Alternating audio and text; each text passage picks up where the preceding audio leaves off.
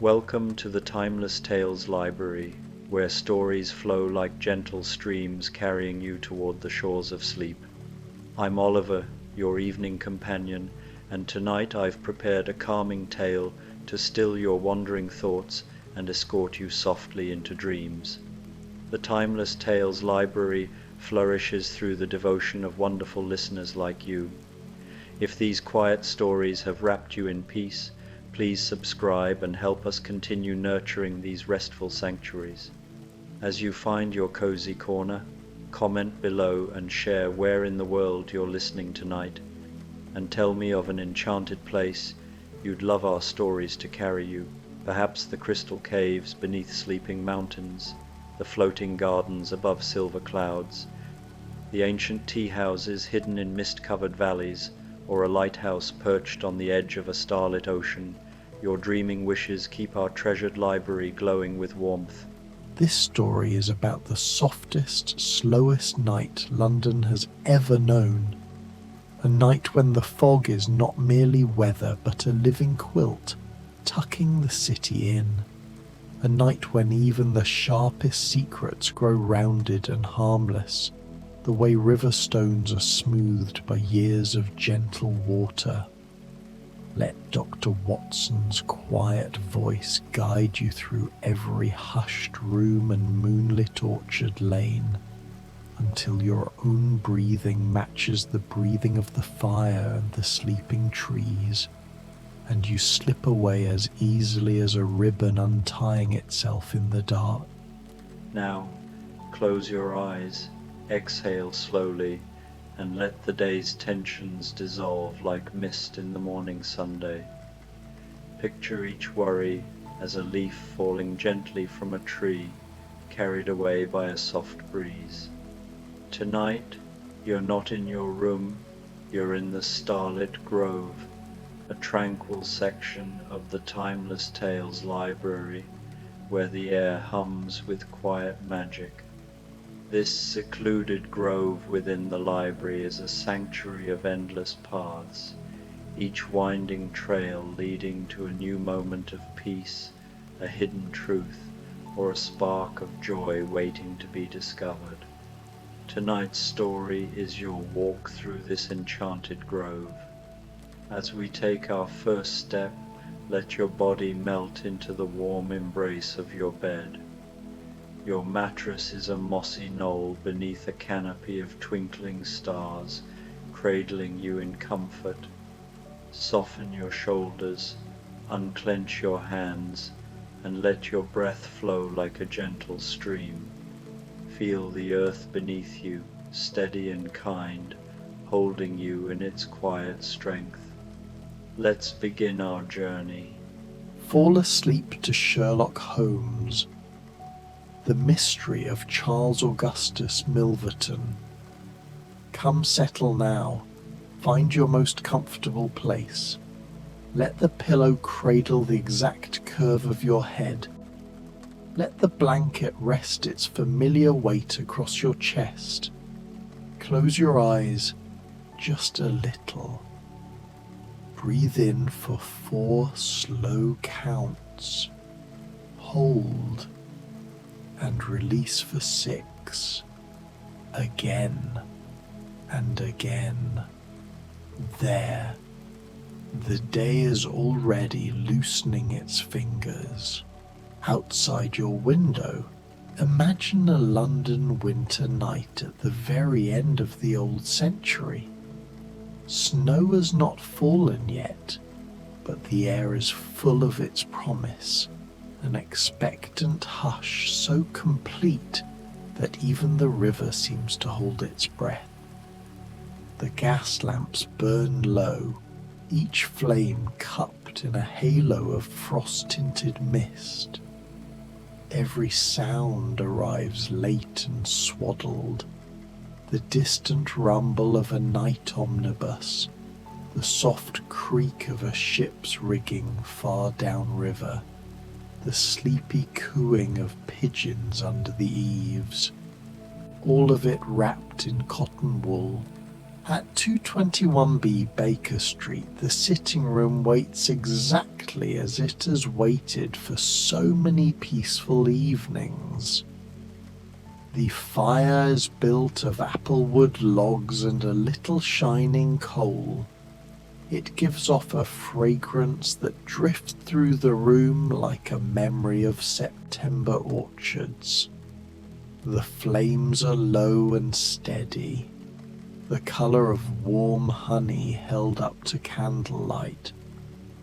They flicker across the worn Persian rugs whose patterns you know by heart, across the chemical corner where retorts and spirit lamps now stand cool and silent, across the mantelpiece where the clock ticks with the unhurried patience of something that has forever on its side.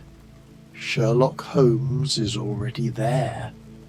He wears the mouse-coloured dressing gown whose silk catches the firelight in soft liquid ripples.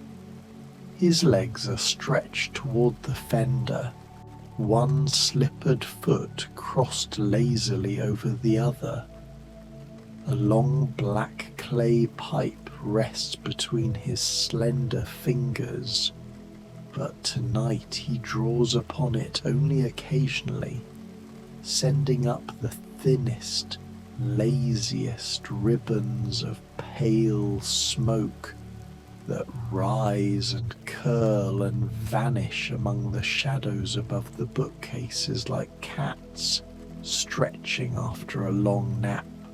I, Dr. John Watson, your old and faithful companion, sit opposite him in the deep basket chair. A thick wool rug lies across my knees, its colours muted ruby and indigo in the firelight. On the small table at my elbow rests a cup of cocoa that Mrs. Hudson brought perhaps 20 minutes ago. The surface has stilled to a perfect mirror, and the faint scent of vanilla and orange blossom still lingers like a friendly ghost. The cocoa is exactly the right temperature now, warm enough to comfort the hands, not hot enough to startle the lips. Holmes's eyes are half closed, yet I know he sees everything.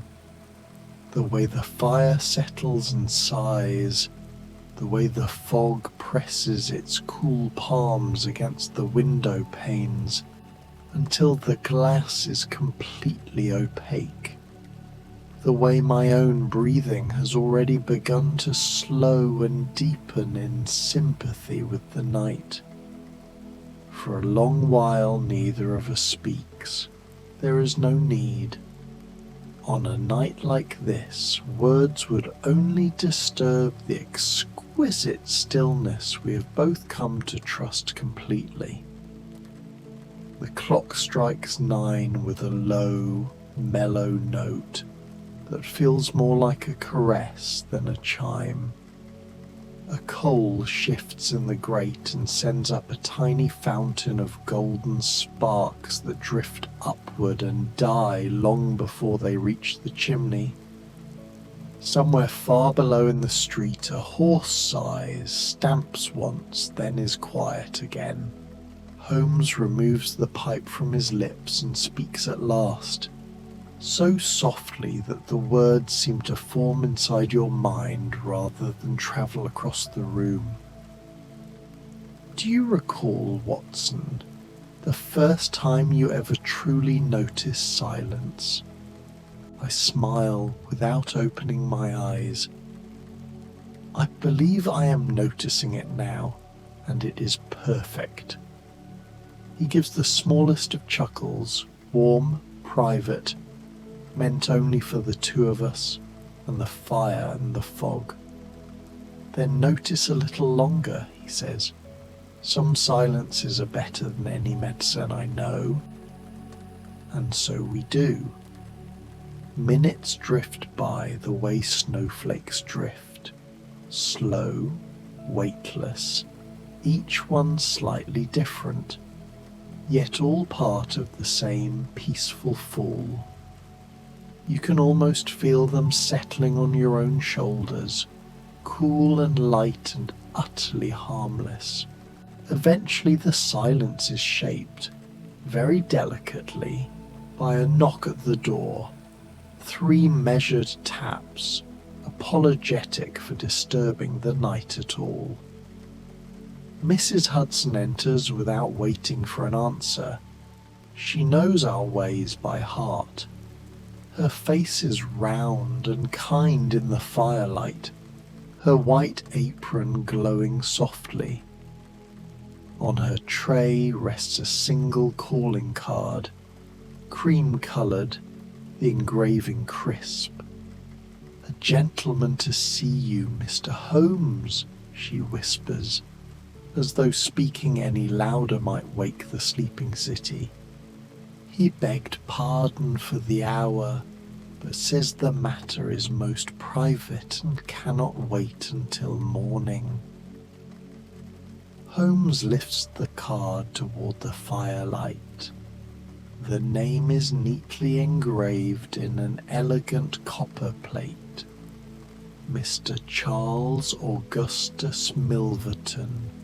Holmes's eyebrow lifts the tiniest fraction, the smallest motion.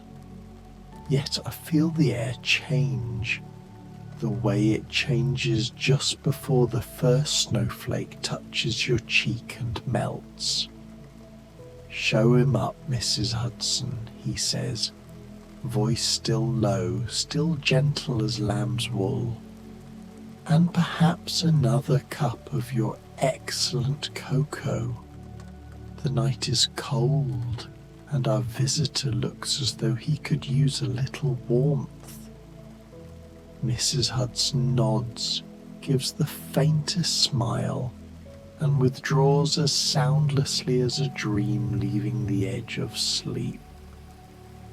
Holmes leans back again, eyes once more half closed, but now there is the faintest curve to his lips, as though he is listening to very distant music that only he can hear.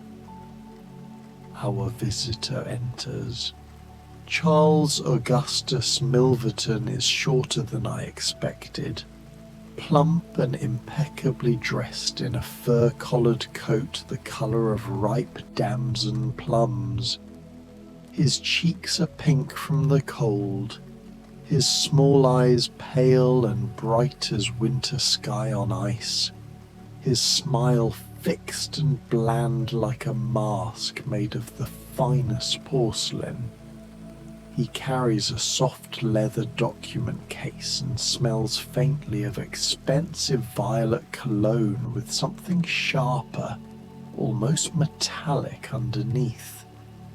He bows, apologizes again for the intrusion in a voice as smooth and rich as double cream, and accepts the chair nearest the fire with a small grateful shiver that sets the astrakhan collar trembling.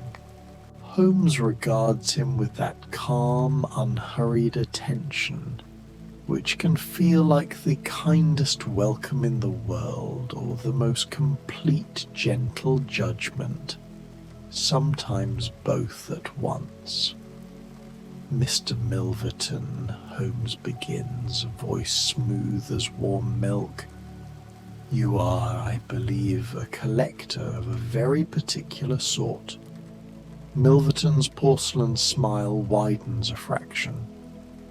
"Of a very particular sort indeed, Mr. Holmes. I collect indiscretions, letters written in moments of weakness or passion, photographs taken in haste, little secrets that people would pay almost any price to have returned to them untouched." He opens his document case with the slow care of a jeweller displaying priceless gems. Inside are perhaps a dozen neat packets, each tied with pale silk ribbon, sky blue, lilac, rose, the softest ivory. He lifts one packet as tenderly as if it were a sleeping bird. Lady Eva Blackwell, he says, almost crooning the name so that it floats in the warm air. 6 weeks from marriage to the Earl of Dovercourt.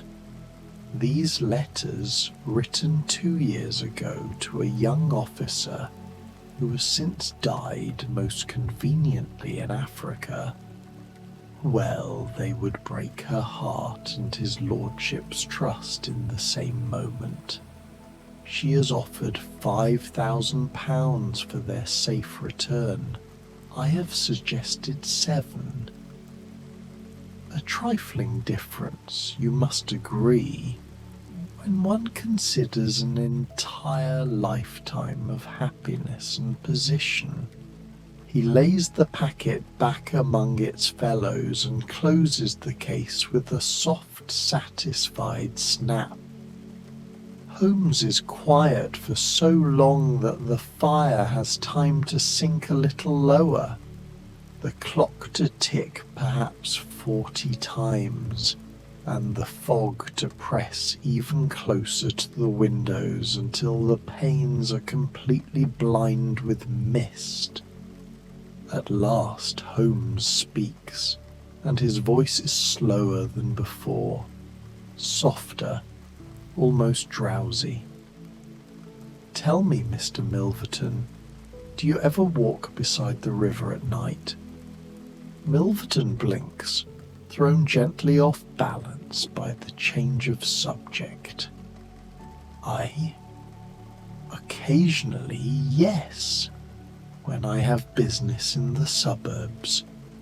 There is a stretch near Hampton, Holmes continues, as though they are discussing nothing more urgent than tomorrow's weather, where the willows lean so far over the water that their branches trail like the long hair of sleeping women. On a night such as this, the river is black glass. The moon, when there is a moon, lays a trembling silver path across it, but tonight there is only the reflection of distant lamplight, soft, uncertain, the colour of candle flames seen through gauze. One could walk there for hours and meet no one but one's own thoughts. Very restful. Milverton shifts in his chair, the leather creaking softly. A pleasant picture, Mr. Holmes, but I fail to see the relevance. Holmes raises one long, pale hand, palm outward, a gesture asking for patience the way a mother quiets a child who has spoken out of turn. Tonight, Holmes says, voice dropping another degree, the frost is forming on those willow leaves. Each droplet of moisture becomes a tiny crystal, catching what little light there is and giving it back 1,000-fold. If one were to stand quite still beneath those branches, one might almost hear the river breathing beneath the thin skin of ice that will come later tonight. Slow, steady, eternal. There is something deeply soothing about water that has decided to rest. Another long pause. The cocoa Mrs. Hudson brought for our guest steams gently on the tray, untouched, sending up lazy spirals that mingle with the applewood smoke. Milverton clears his throat, a small dry sound like a leaf skittering across pavement. I really must not keep you gentlemen any longer. Perhaps another evening we might discuss terms. Of course, Holmes murmurs. the words barely louder than the dying fire. "Mrs. Hudson will light you down. The stairs can be treacherous in this damp." Milverton rises, gathers his case, bows again with mechanical politeness. At the door he hesitates for the length of one heartbeat, glances back once, his pale eyes catching the firelight like chips of ice, then disappears. We hear his footsteps on the 17 stairs, soft, quick, anxious to be gone. The front door closes with its familiar gentle thud, and the fog swallows even that small sound. Holmes sits motionless, staring into the fire for a long, long minute. Then he reaches for his violin, draws the bow across the strings once. A single, pure note that seems to float upward and settle among the rafters like a bird coming home to roost after a long journey. "Watson," he says, voice no louder than the settling embers, "would you care for a little nocturnal ramble? The air is sharp enough to clear the mind, the streets are empty, and I find myself longing for the scent of frost on apple bark and fallen leaves." I smile into the warmth of my rug, feeling the long day already loosening its hold on my limbs. "Whenever you're ready, my dear fellow. The night seems made for walking." We dress without hurry, as though we have all the time in the world, and tonight we do. Thick ulsters that reach almost to our ankles, mufflers wound twice around the throat and tucked carefully in, soft caps pulled low over the ears. Holmes fills a small dark lantern but does not light it yet. The fog will hide us better than any cloak. Mrs. Hudson appears as if by magic with 2 small silver thermos flasks of fresh cocoa. "For the cold," she whispers, pressing them into our hands with a motherly smile. And we thank her with the quiet gratitude of old and trusted friends. Then we step out into the waiting night. The fog receives us like the gentlest embrace imaginable. It is cool and damp and smells faintly of coal smoke and wet stone, and underneath, something greener, the breath of the park sleeping under their first thin skin of frost. The street is a tunnel of pearl grey. The gas lamps are no more than soft halos suspended in mid-air, each one a tiny moon. We walk south and west, unhurried, almost floating. Our boots make almost no sound on the pavement, as though the fog has padded the world especially for us. Now and then a cab passes, its horse moving at a sleepy walk, the driver hunched deep into his coat, only the glow of his pipe showing he is alive at all. The cab's bells give a muffled, dreamy jingle and are gone. Holmes leads with that effortless certainty that always makes me think of a great cat gliding through its own house in the dark. We cross the river at Westminster. The water below is black and shining, carrying fragments of reflected light like scattered coins. Someone dropped long ago and never bothered to retrieve. The bridges are nearly deserted. A constable on duty nods to us, touches his helmet in slow salute, and melts back to the mist as though he were never there. Beyond the river, the city thins gracefully. Grand houses give way to smaller villas, then to market gardens silvered with frost, then to orchards stretching away under the low sky. The air grows cleaner, colder, sweeter with every step. Frost glitters on the hedgerows like sugar spilled by moonlight, and every breath we take leaves a small white cloud that drifts behind us like a friendly ghost. At length, we come to a pair of stone gateposts almost hidden beneath ivy heavy with frost diamonds. Holmes produces a key, long, old-fashioned, cold to the touch, and the gate swings open without a single creak, as though it too is asleep and glad to be disturbed so gently. We pass through into a world of sleeping apple trees. The orchard is ancient, older than the city itself perhaps.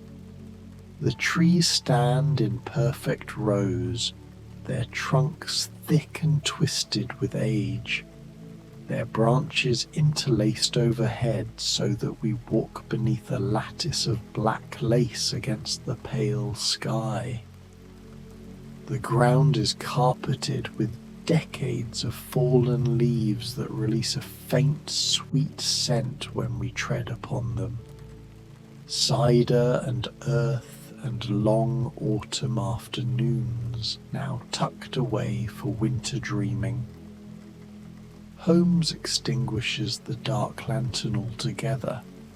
There is light enough from the thin crescent moon riding low and from the frost itself, which seems to glow with its own gentle radiance, as though every crystal holds a tiny star prisoner. We move deeper among the trees until a low stone house appears, half hidden beneath a shroud of ivy whose leaves are edged with silver. A single lamp burns behind curtained windows on the upper floor, its light the colour of warm cream spilling onto the frosted path. That, Holmes whispers, breath warm against my ear, is Milverton's private retreat. He comes here when he wishes to be quite alone with his treasures and his thoughts. We settle beneath the spreading arms of the oldest apple tree of all.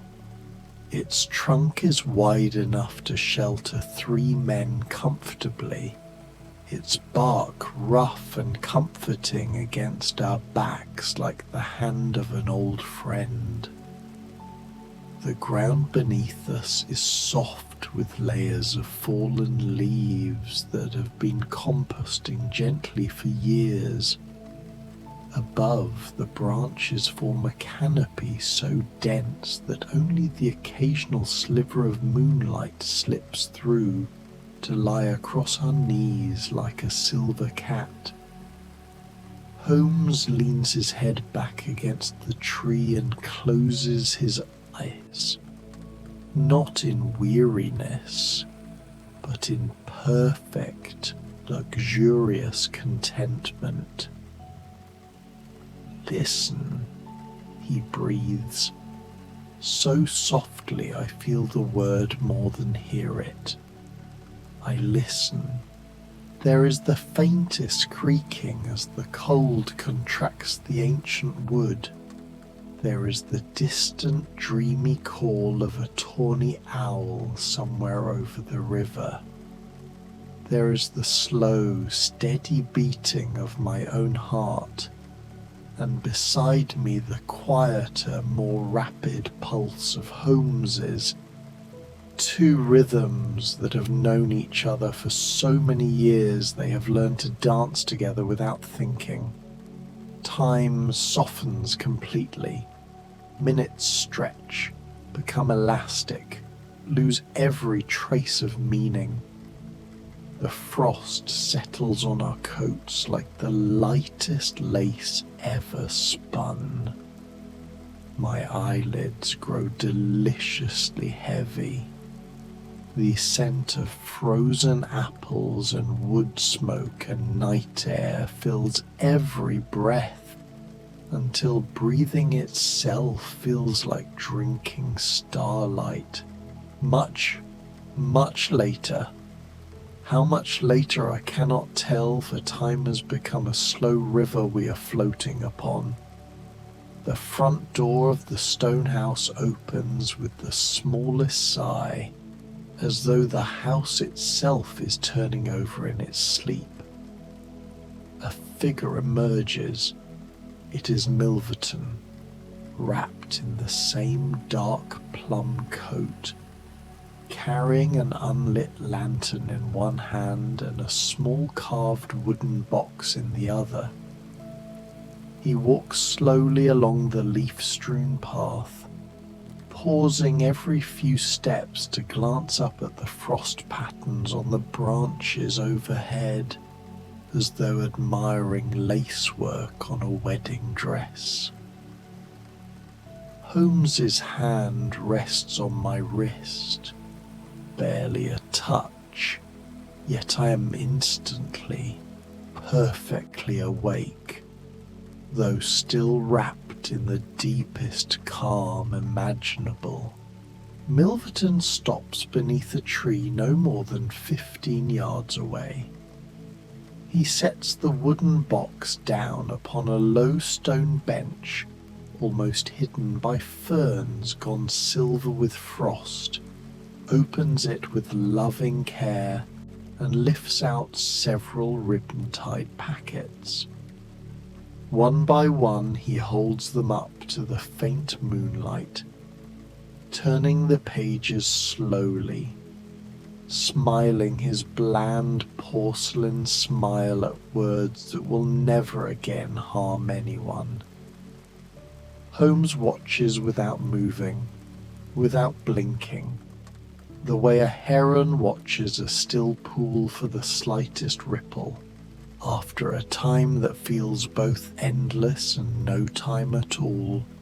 Milverton returns the letters to the box, carries it not back to the house, but to a small tool shed, almost hidden beneath a yew tree whose branches sweep the ground like a mourning woman's hair.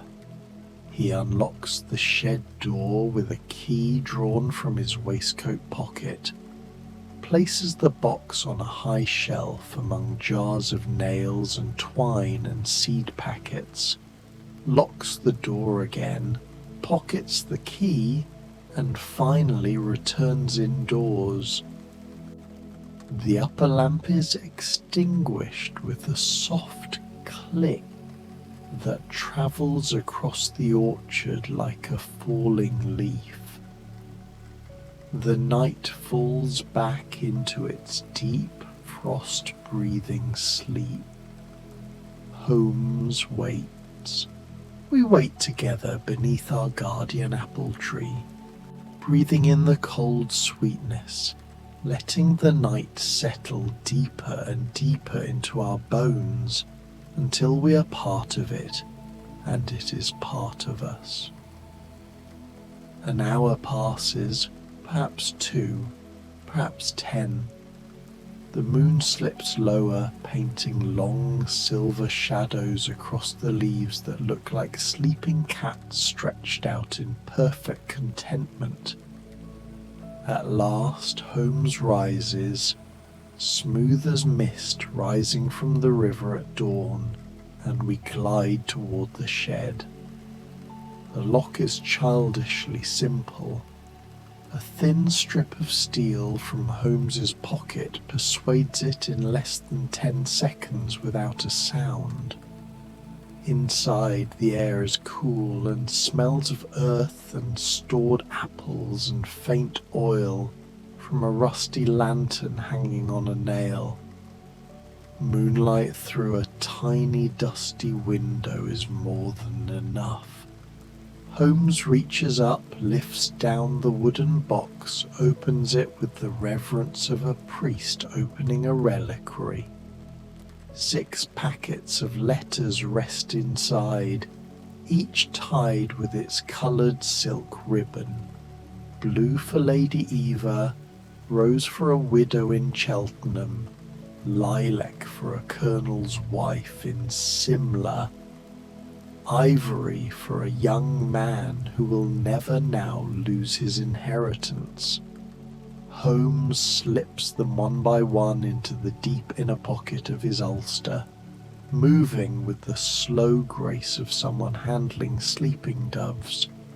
He closes the empty box, returns it exactly as he found it, wipes away the faint disturbance in the dust with the cuff of his sleeve, and we leave the shed as silently as we entered, relocking the door with the same gentle click. The walk home is a waking dream through a city that has decided to sleep a little longer. The fog has lifted just enough to reveal a sky full of quiet stars, each one hanging low and benevolent. Our footsteps are completely soundless on the frosted roads. Holmes hums beneath his breath, an old Gaelic air, slow and lilting, the sort of melody that makes the heart grow still and the eyelids heavy. We pause once on Westminster Bridge to drink from Mrs. Hudson's silver flasks.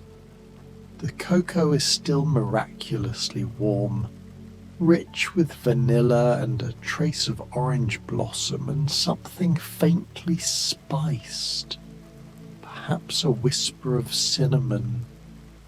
Steam rises and mingles with our breath in soft white clouds that drift away over the dark water. Below us the river slides past, black and shining, carrying the city's reflections like a dark mirror that has decided to forgive everything it sees. Holmes leans on the stone parapet, eyes half closed, utterly at peace. "Secrets," he says softly, "are heavy things, Watson. Tonight we have lightened at least 6 hearts by a few ounces each. A modest miracle, but miracles need not be loud to be complete." We finish the cocoa slowly, savouring every drop, return the empty flasks to our pockets, and walk on through the waking dream. Baker Street welcomes us back with the familiar glow of our own lamp left, burning low in the window like a faithful dog waiting for its masters. Mrs. Hudson has banked the fire with the care of a mother tucking in a child. It needs only a little coaxing to wake again into gentle flame that licks contentedly at the fresh applewood logs. Holmes lays the 6 rescued packets on the table, one beside the other, like a patient hand of cards finally played in perfect order. He strikes a Vesta match. The flare is brief, tender, almost apologetic, the colour of a tiny sunrise. He touches the flame to the corner of the first packet. The pale silk ribbon curls, darkens, falls away like a tired dancer. The paper catches, burns with a soft blue edge, then glows warm orange and gold. One by one the letters feed the fire, curling gracefully, becoming delicate black lace. then the finest ash almost before they know they are gone. We watch in silence as the very last scrap turns to harmless grey dust and drifts up the chimney, borne away into the quiet night sky to become part of tomorrow's soft clouds. Holmes dusts his hands lightly, then sinks back into his armchair with a sigh that is half contentment, half simple human tiredness after a long night's kindness. "There," he whispers, voice no louder than the settling embers. "Lady Ava will wake tomorrow believing her nightmare has ended of its own accord, like a bad dream dissolving with the dawn. And somewhere a young widow will burn her mourning weeds a little sooner than she dared hope. And a colonel in India will never know how close he came to disgrace. And a young man in the Foreign Office will keep the career that means everything to him. Small mercies, Watson, but the world is built of nothing larger." I feel the long night settling into my limbs like the softest, heaviest quilt ever woven. The room is warm and smells of applewood smoke and cocoa, and the faint sweetness of burnt secrets now made harmless. The fire is low and steady, a contented cat purring in the grate. Holmes reaches for his violin one final time. He tunes it with small, delicate turns of the pegs, each note perfect and true.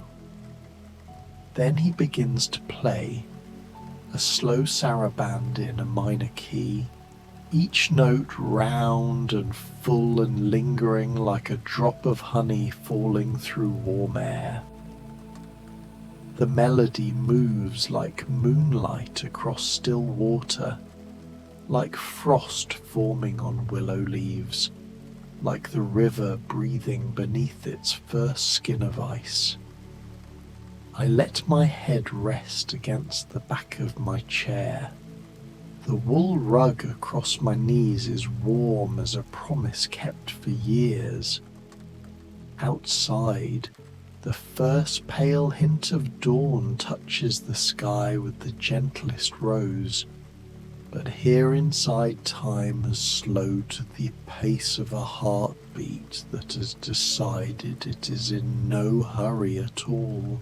Holmes's bow moves slower, slower, until the final note is barely more than the memory of sound hanging in the air like the last star before morning. He lays the violin aside with infinite care and leans back, long limbs relaxed, head against the wing of his chair. His eyes close completely. In the hush that follows, I hear only the soft settling of the fire, the gentle ticking of the clock that has all the time in the world, and the slow, even breathing of my dearest friend. And you, dear listener, may breathe with us now. Breathe in the scent of applewood and cocoa and frost that still clings to our coats. Feel the quiet of the orchard settle over you like the softest blanket ever woven from moonlight and silence.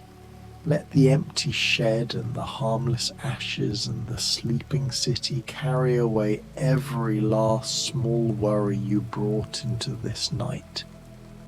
There is nothing left to solve, nothing left to fear, only the slow, steady rhythm of rest waiting to claim you completely.